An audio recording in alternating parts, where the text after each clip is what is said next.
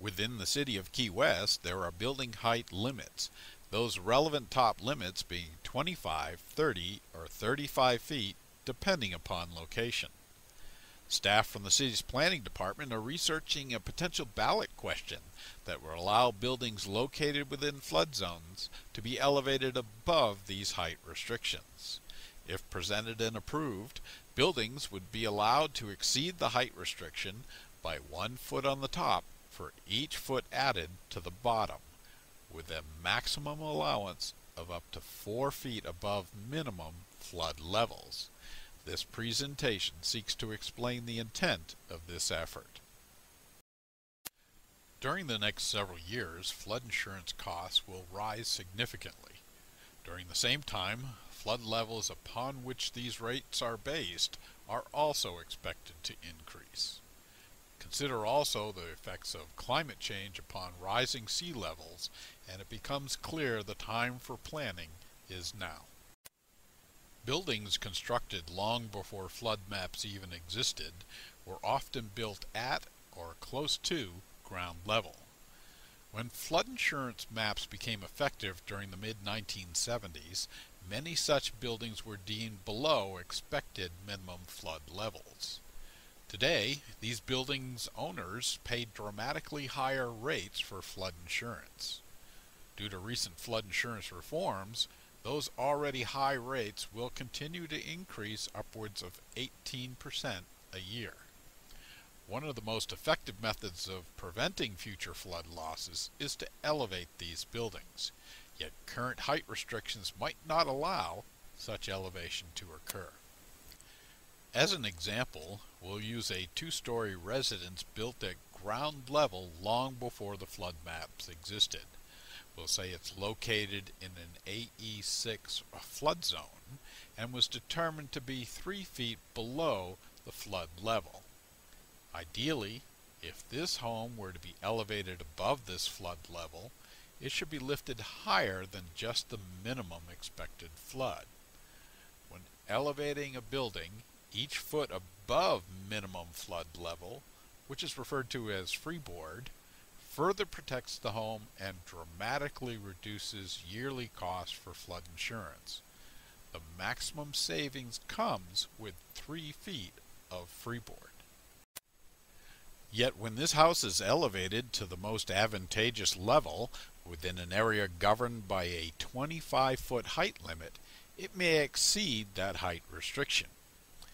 If presented and approved, this referendum would allow such buildings to exceed the height limit by the number of feet needed to reach the flood level, plus up to 4 feet of freeboard.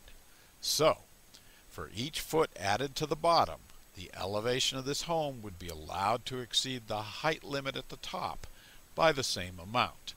This allowance would be limited to a maximum of 4 feet above the flood level for any location. Overall building height would be limited to a maximum of 40 feet measured from the crown of the road. This limitation will be regardless of how many feet may be necessary to elevate a building to the minimum flood level or provide any freeboard. To clarify this important point, we'll use an example of what would not be allowed. Let's say a homeowner with a house 3 feet below the flood level wants to elevate the building those 3 feet plus add an additional 4 feet of freeboard for a total elevation of 7 feet. But if adding 7 feet to the bottom of the building would cause the top to measure 42 feet, that's 2 feet beyond the maximum cap, then only 5 feet could be added to the bottom. This height allowance would also apply to newly constructed buildings, encouraging freeboard for those as well. A less desirable option would be for owners to opt for flat roofs in an attempt to add freeboard to the bottom without exceeding the height limit at the top. Flat roofs are more expensive to insure and more susceptible to wind damage. FEMA has advised the city to anticipate new flood maps around 2019.